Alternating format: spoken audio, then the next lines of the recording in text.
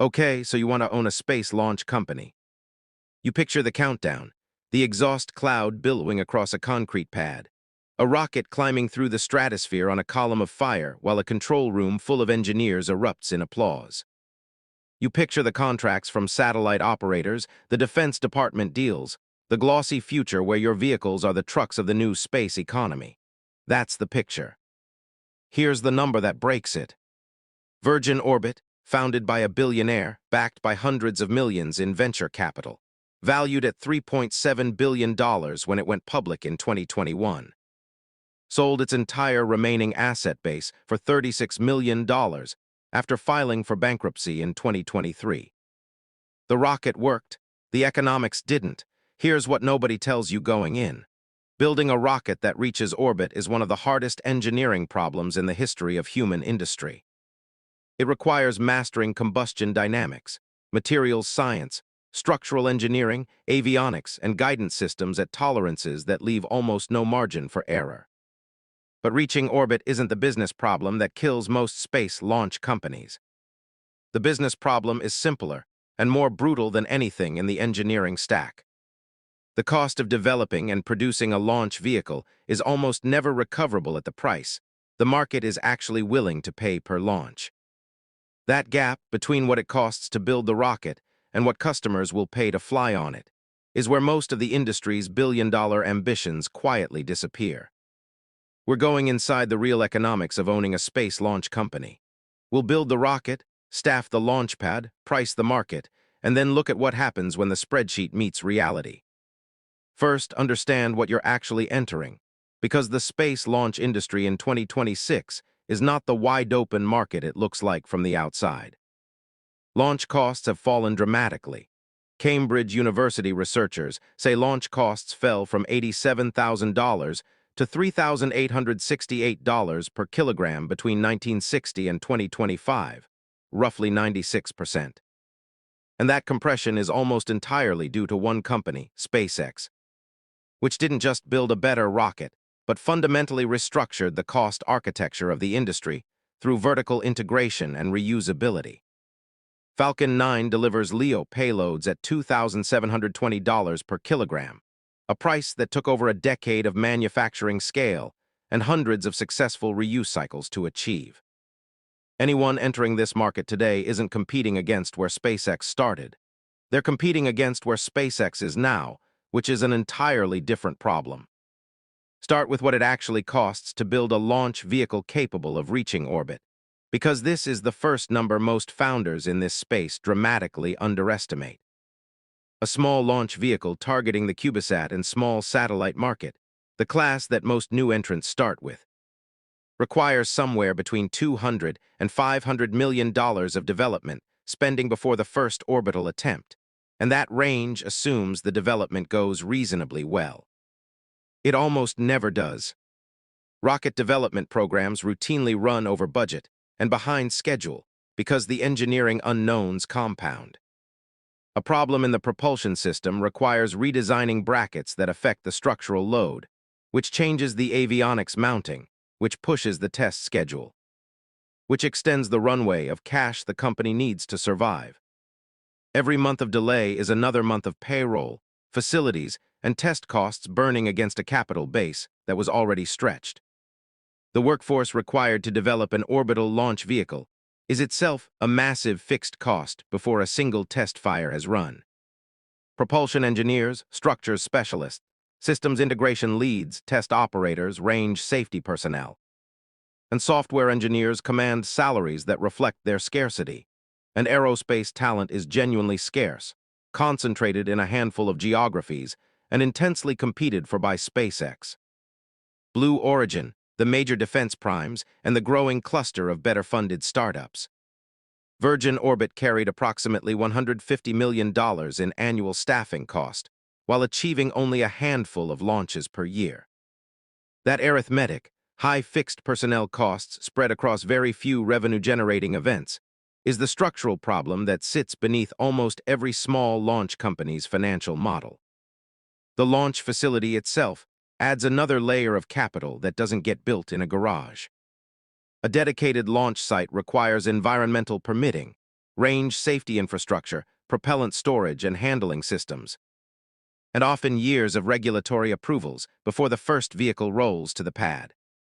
Companies that rely on shared government ranges like Vandenberg or Cape Canaveral avoid some of that capital cost, but trade it for scheduled dependency on range availability, which during periods of high launch cadence can create its own operational bottlenecks.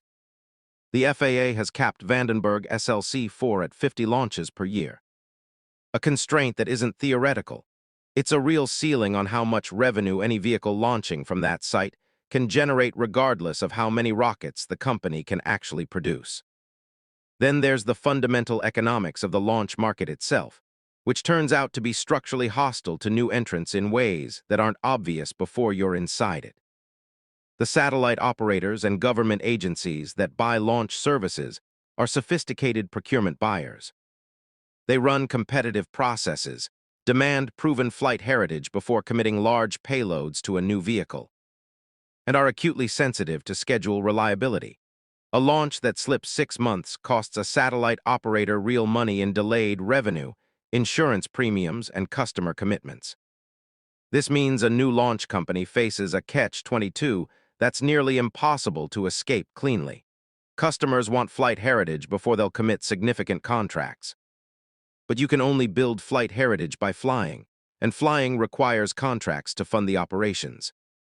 The companies that break through this loop almost always do it on the back of an anchor government contract, typically from NASA or the U.S. Space Force. That provides both revenue and the public validation that commercial buyers need before writing a check. The pricing math, once you sit down and build it honestly, is where most launch business models fall apart. Virgin Orbit had a per-launch price tag of just $12 million, and revenue could never keep up with costs. That's not a management failure in isolation. It's a consequence of the basic economics of small launch.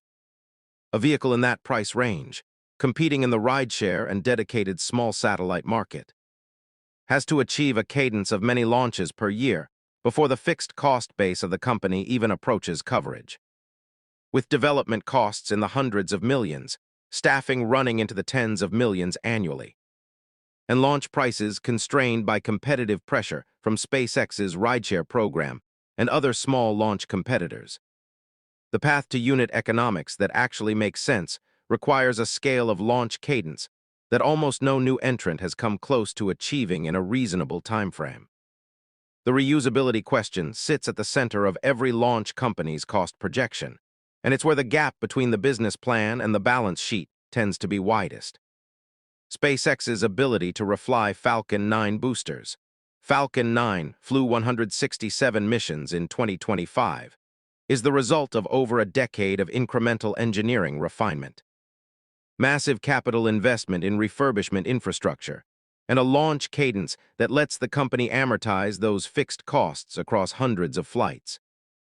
A new entrant projecting reusability economics into their financial model before achieving a single orbital flight, let alone a successful booster recovery, is essentially funding their business plan on a technology assumption that hasn't been validated at any meaningful scale.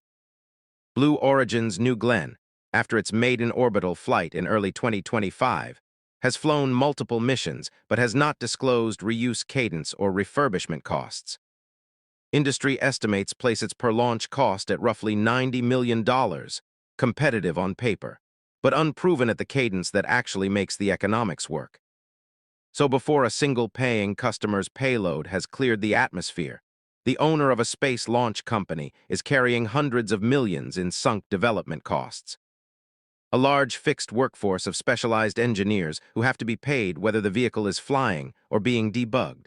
A launch facility with its own capital and regulatory cost structure. And a market that demands flight heritage you can only earn by flying, priced at a level that requires a cadence you can only achieve after you've already solved the flight heritage problem. That's the cost side of the ledger, and it's one of the most punishing capital gauntlets in any industry on Earth. Which raises the obvious question: if SpaceX is already this far ahead and the market is this brutal for new entrants, why does anyone still try? Start with why anyone rational still writes the check, because the answer turns out to be more interesting than it first appears. The space launch market in 2026 is not a single market. It's a layered set of overlapping markets, each with its own price structure, its own customer base, and its own competitive dynamics. And the companies that have found durable economics are the ones that figured out which layer they were actually competing in before they ran out of capital. The most important layer, and the one that's funded most of the industry's real survivors, is the government market. Defense and national security launch contracts don't work like commercial satellite contracts. They pay more, they commit earlier, they value reliability over price minimization. And they create the kind of long-duration revenue visibility that allows a launch company to actually plan its factory capacity and workforce. The U.S. Space Force's NSSL Phase 3 program, valued at $5.6 billion across its contracted providers, is the kind of anchor that turns a speculative launch startup into a real defense contractor. Rocket Lab was selected for it, so was ULA and SpaceX. The companies not on that list have a structurally harder path, because they're competing for commercial market share against incumbents who are simultaneously being subsidized by government work that covers a meaningful share of their fixed overhead. The commercial market for dedicated small launch, the market most small launch startups are built to serve, is simultaneously the most accessible to new entrants and the most brutally competitive. On paper, it looks attractive.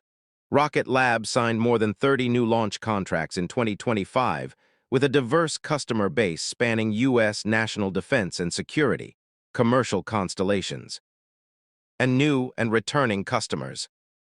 In practice, the commercial satellite operators buying dedicated small launch are sophisticated, price-sensitive buyers who will use SpaceX's rideshare program, which packs multiple small payloads onto a single Falcon 9, the moment the price difference justifies it.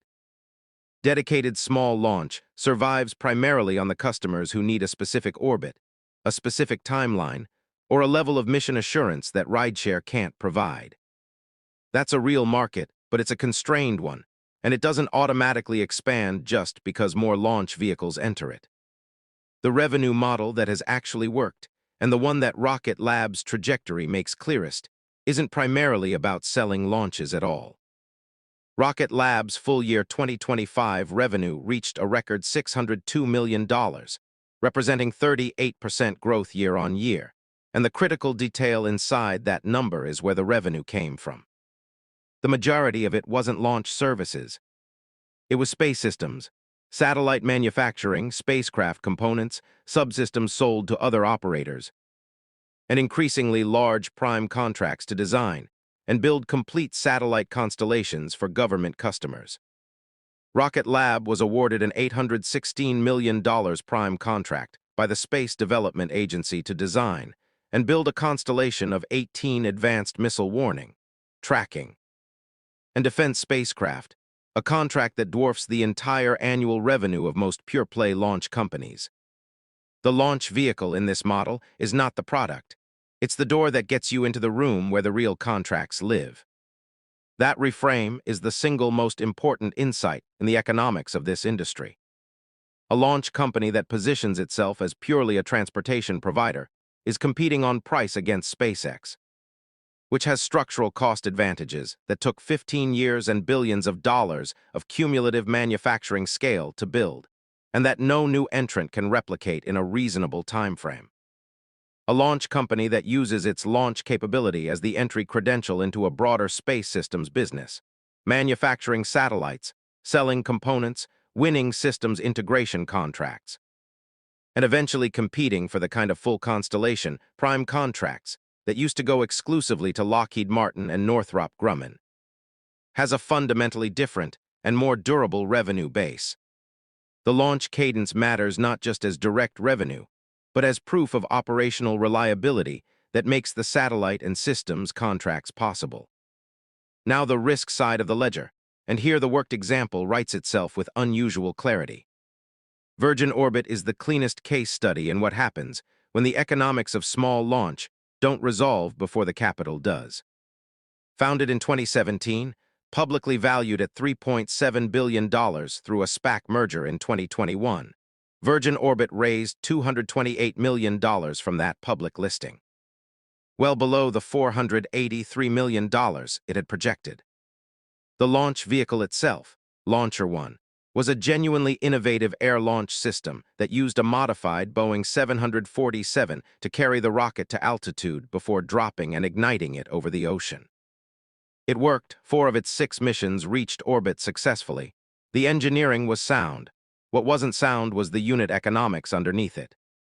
The company carried approximately $150 million in annual staffing costs, while achieving only a handful of launches per year at a per-launch price of around $12 million. The math is straightforward and unforgiving. Even at full capacity utilization of the vehicle, launch revenue alone could not cover the fixed cost base, let alone the ongoing capital requirements of maintaining and refurbishing a Boeing 747, continuing launch cadence development, and investing in the next-generation vehicle improvements needed to stay competitive. The Boeing 747 wasn't just a clever engineering choice.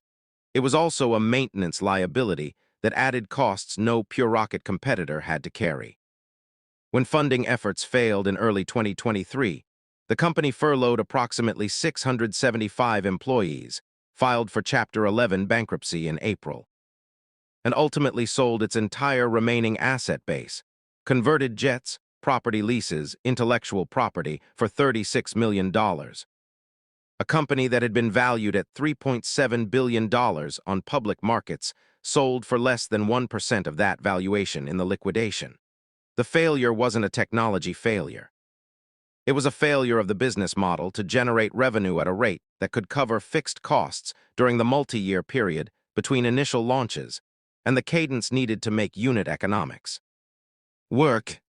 And that failure mode, delayed cadence relative to fixed costs, is the dominant failure pattern across the category. Astra, another small launch startup that went public via SPAC, burned through its capital before establishing a reliable orbital track record. Relativity Space, which raised over $1 billion to build 3D printed rockets, failed to reach orbit with its Terran 1 vehicle in 2023 and subsequently pivoted entirely to a larger reusable vehicle, effectively abandoning the product it had spent most of its capital developing. The common thread is not incompetence. It is the structural mismatch between the capital intensity of rocket development and the speed at which a new vehicle can generate revenue at a cadence that justifies that capital.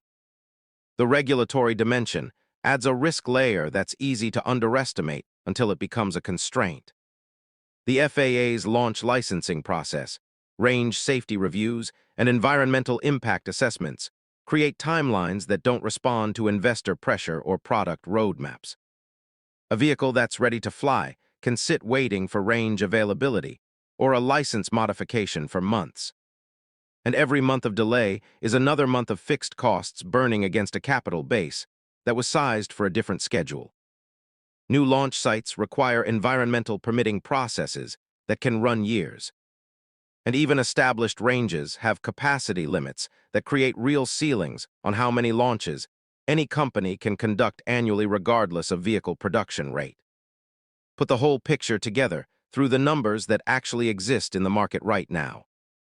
A well-capitalized, experienced small launch company with a proven orbital vehicle, a government contract anchor, and a growing space systems business generated $602 million in annual revenue in 2025, while still posting an adjusted EBITDA loss, still investing heavily in the next vehicle generation, and still carrying a backlog of $1.85 billion in contracted future work. That is the success scenario. That is what a decade of execution, government relationship building, strategic acquisitions, and an established launch record produces. The companies that didn't make it to that point weren't failed experiments. They were casualties of the capital requirement, the cadence problem, and the fundamental difficulty of surviving the years between first flight and the launch rate at which the economics finally start to close. So who actually gets rich in the space launch economy? Not typically the founders of the third or fourth small launch company to enter a market that SpaceX already dominates on price. The money flows to the companies that either achieve the scale and reuse cadence to compete on cost, which currently means SpaceX and eventually a small number of well-capitalized competitors, or that use launch as the credential to build a broader space systems business, where government contracts create durable, multi-year revenue that pure launch economics never could. It flows to the patient capital that stayed through the hard years before cadence was established. And it flows to the government customers who priced reliability above cost minimization and created the anchor contracts that made survival possible. Could you get rich owning a space launch company? Yes, but almost certainly not by selling launches. You are not entering a transportation business with predictable unit economics and a clear path to profitability at scale. You are entering one of the most capital-intensive development businesses in human history, competing against an incumbent with structural cost advantages built over 15 years and hundreds of flights. In a market where the government is your most important customer and your most important validator simultaneously, where regulatory timelines don't care about your runway, and where the distance between a successful orbital flight and a financially sustainable business is wider than most founders expect when they write their first pitch deck. The rocket is the hardest part of the engineering. Getting the business to survive long enough to matter is harder still.